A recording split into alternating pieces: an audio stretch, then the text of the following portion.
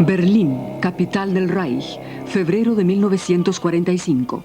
La guerra está a punto de concluir. Un agente de Moscú se ha infiltrado en la ciudad bombardeada. Viene con un encargo secreto de Stalin, realizar un atentado. Atraviesa la ciudad en ruinas y tras evitar a posibles perseguidores, se dirige en el ferrocarril metropolitano al barrio residencial de Dahlem. Un comunista alemán con el uniforme de la Wehrmacht debe liquidar a un traidor, el general ruso Blasov. 50 años más tarde, el ex agente aún se muestra reticente al hablar del hecho.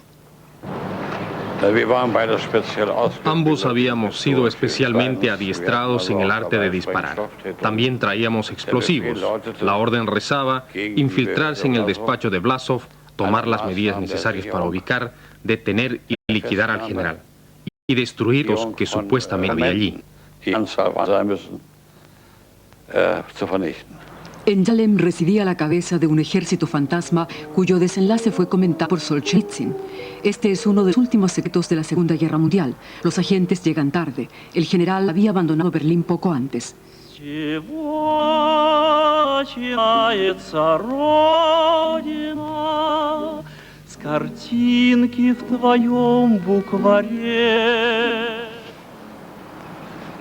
Esta es la persona que Stalin mandó liquidar, Andrei Andreyevich Blasov, de 43 años de edad, uno de los generales más condecorados del Ejército Rojo de Stalin.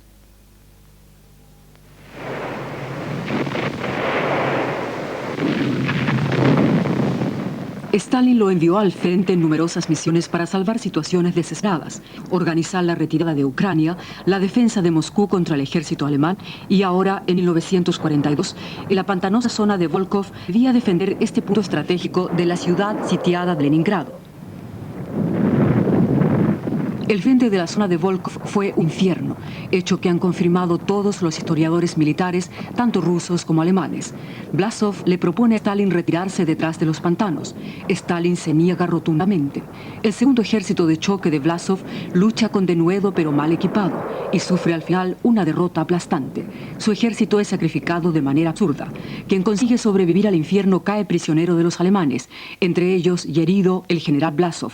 El Kremlin lo declara muerto, asesinado por los alemanes. Blasov se siente traicionado. Una idea va ganando fuerza: reclutar otro ejército contra Stalin entre los millones de soldados prisioneros de los alemanes, bajo el emblema zarista con la cruz azul de San Andrés al lado de la suástica nazi. ¿Quiénes se enrolaron en el ejército de Blasov? Solo unos pocos lograron sobrevivir los campos de concentración. Durante décadas tuvieron que vivir ocultos. 3 de ellos nos relatan ahora su historia. Edim Engler, hijo de campesinos, oriundo de las tierras bajas de Dnieper.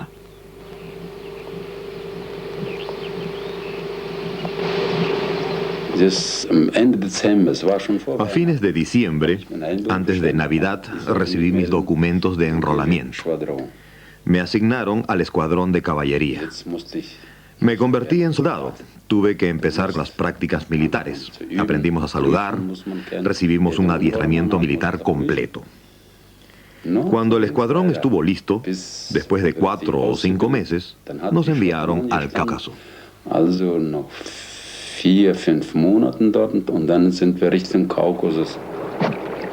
El ex comisario comunista de Kiev, Oleg Suyev, se incorporó también al ejército de Blasov. Ahora, a los 75 años de edad, relata. Прошло очень много времени, однако вся тяжесть событий, которые произошли. Ha pasado mucho tiempo, pero esos acontecimientos se quedan grabados en la memoria. Uno sueña con ellos y pesan en el recuerdo. Un día, en el verano de 1942, llegaron a los campos de prisioneros unos emigrantes rusos procedentes de Alemania.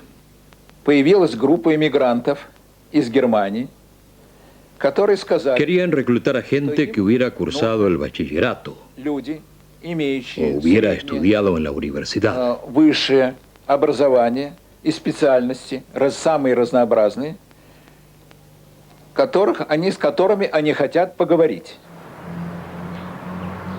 Otro caso, Un ex oficial de telecomunicaciones del Ejército Rojo vive completamente solo desde hace 49 años en Berlín. Se hace llamar Víctor y a sus 80 años aún teme ser víctima de la venganza de los servicios de inteligencia militar de Moscú.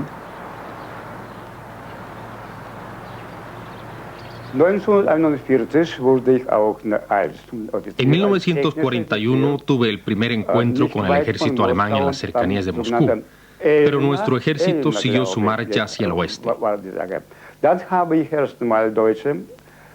Yo era oficial soviético. Al final caí prisionero cerca de Riga. Und als guter Letzter bin ich geraten in Gefangenschaft nicht weit von Riga. Ahí me enteré de que un general ruso había caído prisionero en Volko, más al norte. Este general andaba buscando oficiales y soldados rusos para formar un movimiento en Alemania. Yo decidí enrolarme. In Deutschland, ja. Und da habe ich mich gemeldet. Moscú antes de la guerra. El desfile tradicional en la Plaza Roja para demostrar una y otra vez la unidad de los diferentes pueblos del Estado soviético. ¿Una imagen engañosa? Tayikos, uzbecos, azerbaiyanos, ucranios, georgianos, kirguizios, rusos, kazakos y armenios. Todos juntos van a combatir en la gran guerra patriótica, unidos por la patria, la única, la soviética.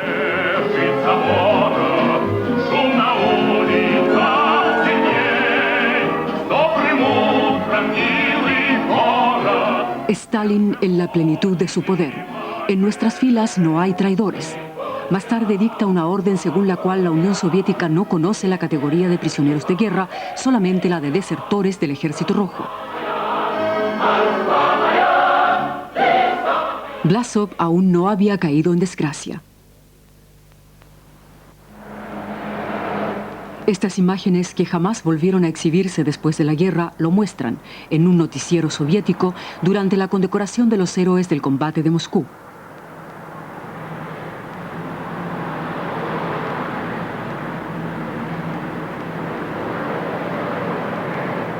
Ilya Ehrenburg, el más famoso reportero bélico, visita en 1942 a Vlasov en el frente de combate y escribe: Vlasov dijo que lo más importante es la lealtad. Vamos a resistir, pues nuestra fuerza radica en la lealtad. Ehrenburg resume: no hay ningún ruso que esté en contra de nuestro país, ninguno que apoye a los alemanes. Más tarde, al enterarse del ejército formado por Vlasov, señala: el alma humana es un misterio. Pero añade, Vlasov no era un Brutus.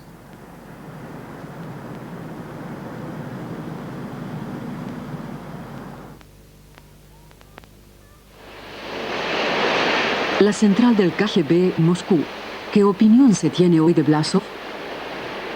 El hombre de Yeltsin para este tema tan controvertido en la opinión pública rusa. El director de la Comisión para la Rehabilitación de los ex prisioneros de guerra, Leonid Reshin, ex mayor de ejército.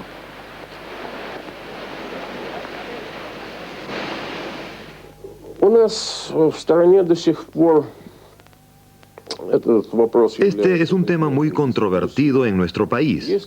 Hay quienes dicen que Vlasov y sus soldados fueron gente noble, verdaderos libertadores. Fueron los primeros en luchar contra Stalin, los primeros opositores contra el bolchevismo y el stalinismo. Борцы с большевизмом и борцы со сталинизмом. Есть такое мнение, есть такая версия.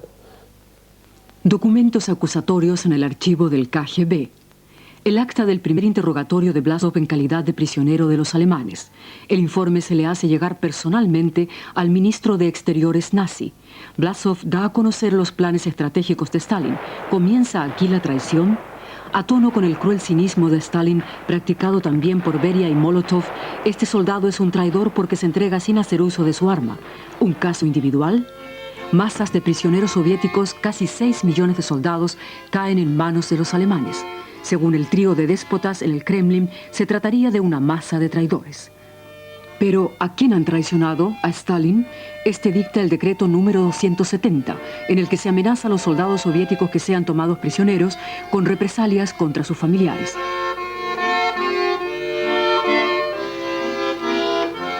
Oficiales soviéticos en uniformes mitad rusos, mitad alemanes, llegan a reclutar voluntarios para un ejército anti-stalinista. La afluencia es numerosa.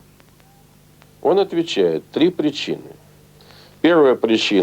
Cito textualmente del acta de un prisionero soviético explicando su actitud. En primer lugar, estaba convencido de que el ejército soviético había sido derrotado. En segundo lugar, el gobierno soviético no interpretaba los intereses del pueblo. Además, en caso de volver al ejército soviético, recibiría un castigo. Eso me parecía degradante y contrario a mi dignidad. Por eso estuve dispuesto a seguir luchando al lado de los alemanes. Así el gobierno soviético empujó a la traición a muchos soldados, convirtió a patriotas en traidores. Esquizofrenia del destino. En Pskov desfilan por primera vez los batallones antisoviéticos juntos con los alemanes. El noticiero alemán informa.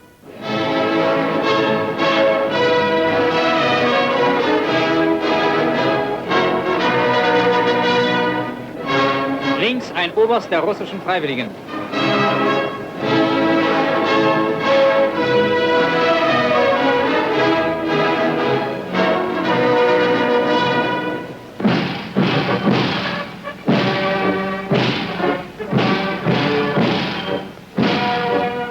Eine Ehrenkompanie der landeseigenen Verbände.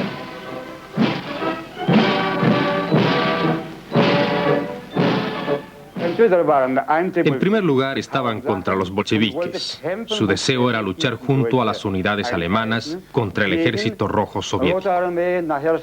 Además, la situación en los campos alemanes de prisioneros era muy crítica. La propaganda de los bálticos, por ejemplo, hizo comprender a muchos que esa era una posibilidad de salvar la vida. En los campos de prisioneros se pasaba mucha hambre.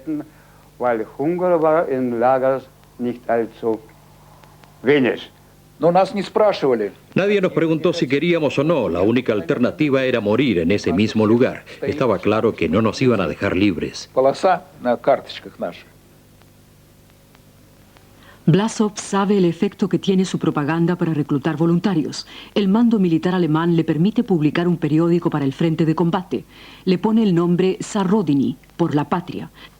En octavillas lanzadas desde aviones alemanes detrás de las líneas de combate soviéticas, Blasov se dirige directamente a los altos mandos, a los cuadros de dirección del Ejército Rojo. Llamado a la conciencia. En el manifiesto de Smolensk, Blasov explica sin tapujos su objetivo principal: derrocar la tiranía de Stalin. También en la parte oeste de Ucrania, conquistada por los alemanes, se produce una gran afluencia de voluntarios. Las diversas nacionalidades forman unidades militares contra Stalin, las llamadas Legiones del Este, que se incorporan a la Wehrmacht alemana para luchar como ejército extranjero del Este contra el Ejército Rojo. ¿Traidores o patriotas?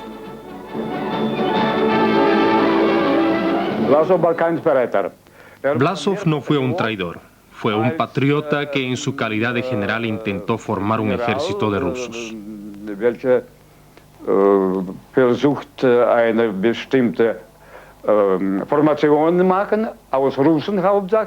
Por cierto que dependíamos directamente de la ayuda y del dinero alemanes, pero Blasov nunca fue un traidor. Lo importante no era la apariencia externa, sino lo que hacíamos. Éramos patriotas, lo demás no importaba. El uniforme alemán era una mera fachada, lo decisivo eran las intenciones. Miles y miles se incorporan a las filas del Ejército de Liberación de Blasov. De acuerdo con una costumbre rusa, firman el juramento: lucharé hasta la muerte bajo el mando del general Blasov por el bien de mi pueblo y contra el bolchevismo. En cada libreta de enrolamiento militar se lee en alemán y ruso la frase contra Stalin y su camarilla. También en la libreta militar de Blasov. Un joven ruso con uniforme alemán porta un singular distintivo en la manga, ROA, Ruskaya Osvodintrinaya Armilla, Ejército Ruso de Liberación. Andaba con un distintivo aquí. Le pregunté por su verdadera identidad.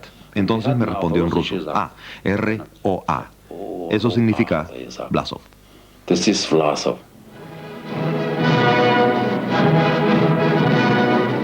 El 14 de noviembre de 1944, tras algunos aplazamientos y momentos de tensión con Hitler, se realiza en la Galería Rudolf del Castillo de Praga la ceremonia oficial de fundación del nuevo ejército. Los 3 generales rusos, Vlasov, Trushnin y Chilenko, asisten vistiendo el uniforme alemán. Fue una orden categórica de Hitler que el acto se celebrara en la ciudad eslava de Praga.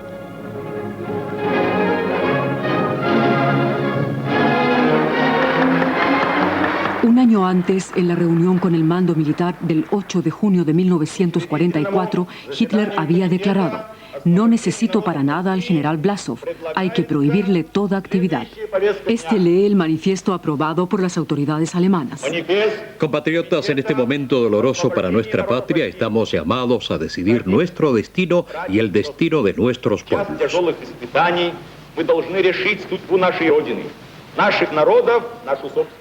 El acuerdo entre el Comité de Liberación de los Pueblos de Rusia y el Ministerio de Relaciones Exteriores alemán, sancionado con la firma de Vlasov, el sello del águila imperial y la suástica nazi. Hitler desconfía de Vlasov, lo considera un partidario de la Gran Rusia. El Führer no está dispuesto a compartir Rusia con nadie. Además, sabe muy bien que Vlasov no se identifica con los objetivos del nazismo. Vlasov se esfuerza desesperadamente en obtener el apoyo de Goebbels. La Wehrmacht informa: el ejército de liberación ha sido reducido a las dimensiones ordenadas por el Führer. Stalin desea impedir que Vlasov se convierta en un mito y llama a esas tropas un ejército fantasma. Я думаю, что, конечно, мы говорим Сталин, это не обязательно лично Сталин, это будем говорить о советском руководстве. No solamente Stalin le tenía miedo a ese movimiento, sino también toda la capa de dirección política y militar de la Unión Soviética.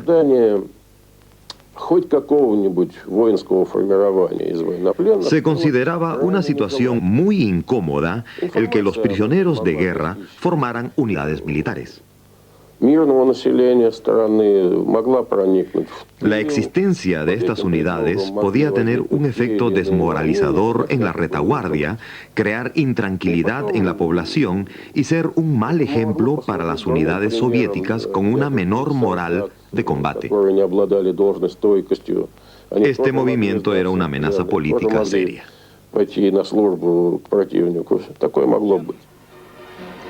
Casi 1 millón de prisioneros de guerra soviéticos se incorporan a las Fuerzas Armadas del lado alemán. Los pueblos no rusos forman unidades propias de voluntarios.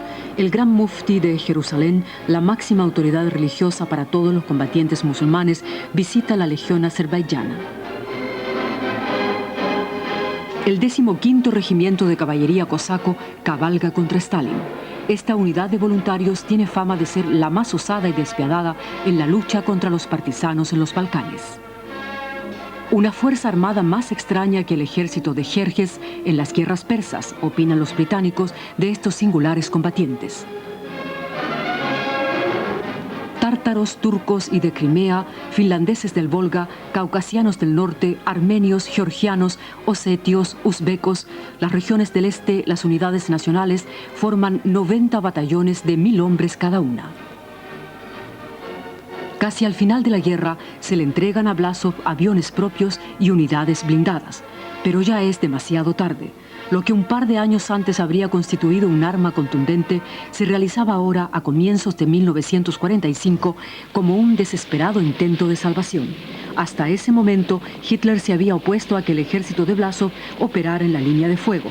Las tropas del Ejército Rojo avanzan hacia Alemania. A pesar del gran número de bajas, los cañones de Stalin no dejan de ganar terreno. Tampoco Vlasov está en condiciones de atajarlos. Hitler había traicionado a Vlasov.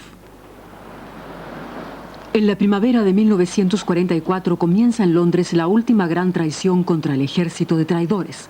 Previo al encuentro de Molotov con Churchill, el servicio de inteligencia británico informa que en Francia hay miles de rusos en uniforme alemán. ¿Qué se debe hacer con ellos en caso de que sean tomados prisioneros? ¿Hay que tratarlos como rusos o como alemanes? ¿Como enemigos o como traidores? Se envían telegramas secretos preguntando al Kremlin, pero Moscú calla. Comienza la invasión de Normandía. Stalin hace saber que la cantidad de rusos combatiendo del lado alemán es insignificante. Stalin no quiere reconocer ante el mundo la existencia de los traidores rusos. Poco después de la invasión caen prisioneros 3.000 soldados del ejército de Blasov que luego son transportados a Inglaterra. En la conferencia de Yalta, en febrero de 1945, un año después del informe entregado por el Servicio de Inteligencia británico, los tres grandes, Stalin, Churchill y Roosevelt, firman un acuerdo secreto adicional que hasta el día de hoy es silenciado por los participantes. Remordimiento de conciencia, consiguió el hábil Stalin engatusar a los participantes occidentales con una sutil artimaña, o querían los negociadores sacarse sencillamente de encima un espinoso problema que afectaba a miles de seres humanos? Существовало соглашение секретное, дополнение к Ялтинскому соглашению, на основании которых Союз... Había un acuerdo secreto como documento adicional a los acuerdos de Yalta. Ahí los norteamericanos e ingleses se comprometen, una vez derrotada Alemania, a entregar a Stalin a todos los prisioneros rusos en uniforme alemán, a todos los ciudadanos de la Unión Soviética que hayan servido en el ejército de Blasov.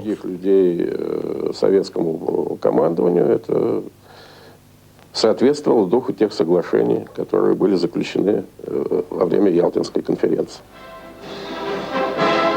Cuando los tanques del Ejército Rojo se hallaban en su avance a 60 o 80 kilómetros al este de Praga, la población se levanta contra los ocupantes alemanes.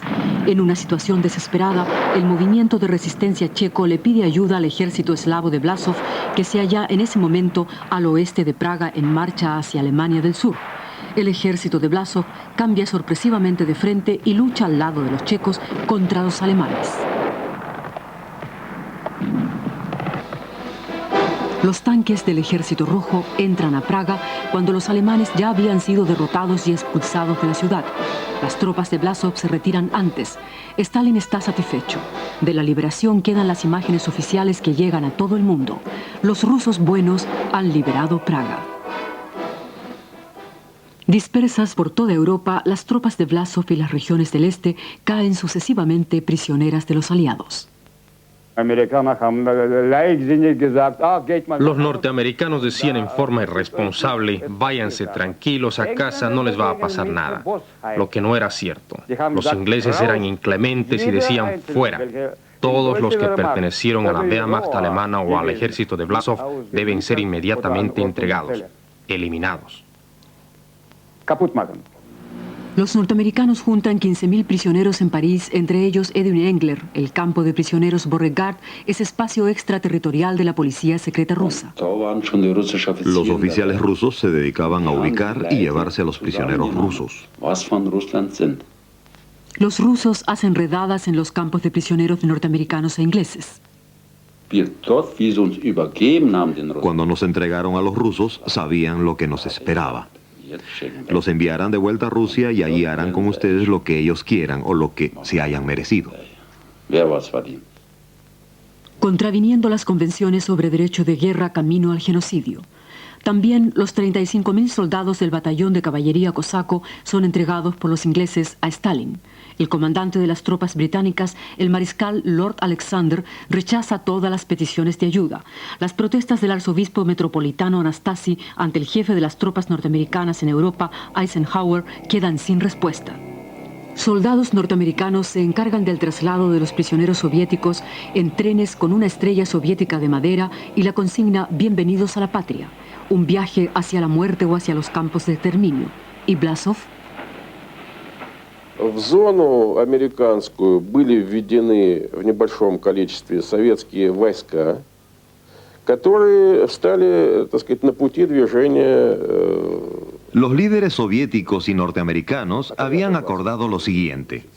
Tropas soviéticas ingresarían a la zona alemana controlada por los norteamericanos para controlar las calles y caminos por donde debía pasar Blasov. Vehículos militares soviéticos consiguen así bloquear las calles y detener el convoy en el que se encontraba Blasov. Blasov fue hallado envuelto en una frazada, no porque quisiera esconderse, sino porque estaba enfermo. Mostró sus documentos militares expedidos por el Ejército Rojo con la misma firma de Stalin.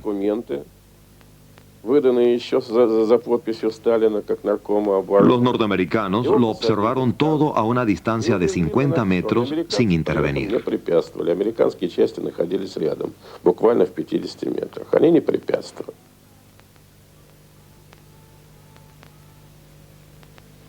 Las fotos hasta ahora secretas de los archivos del KGB.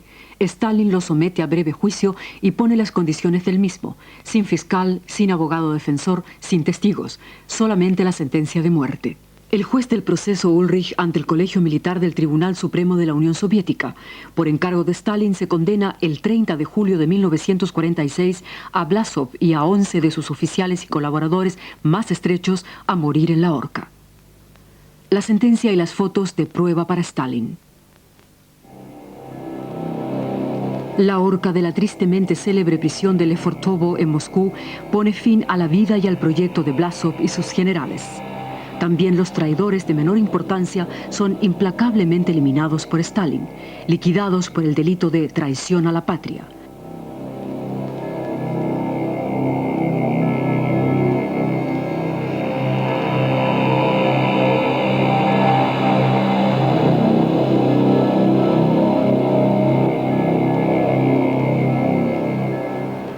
Solamente en los archivos del KGB en Moscú se encuentra la historia verdadera de los ejércitos fantasmas contra Stalin, aún guardada celosamente en secreto. ¿Quién podría rehabilitar a quién y por qué motivo? Jamás se llegará a encontrar un juicio definitivo sobre esta cuestión.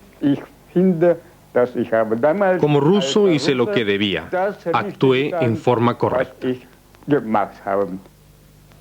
Víctor tuvo suerte. Salvó su vida haciéndose pasar por ciudadano checo.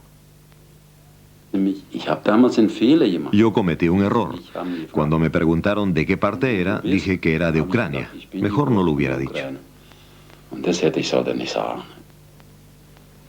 Su sinceridad le costó caro al ruso con el apellido que suena tan alemán. Fue condenado por un tribunal soviético a 15 años de trabajo forzado en los Urales.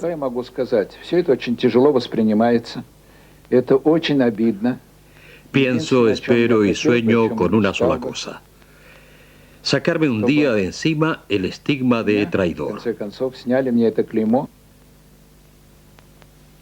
Oleg Soyev tuvo que pagar su culpa con 25 años en los helados campos de relegación de Siberia. Misteriosa como había surgido en los pantanos de Volkhov, la idea de un ejército ruso de liberación volvió a sumergirse en la niebla del olvido histórico. Blasov había anticipado en forma visionaria el apocalipsis de sus tropas y de su propio destino. En su residencia de Berlín, donde estuvo a punto de ser objeto de un atentado, escribió premonitoriamente: correrá aún mucha sangre, y a la guerra con las armas seguirá la guerra de los espíritus.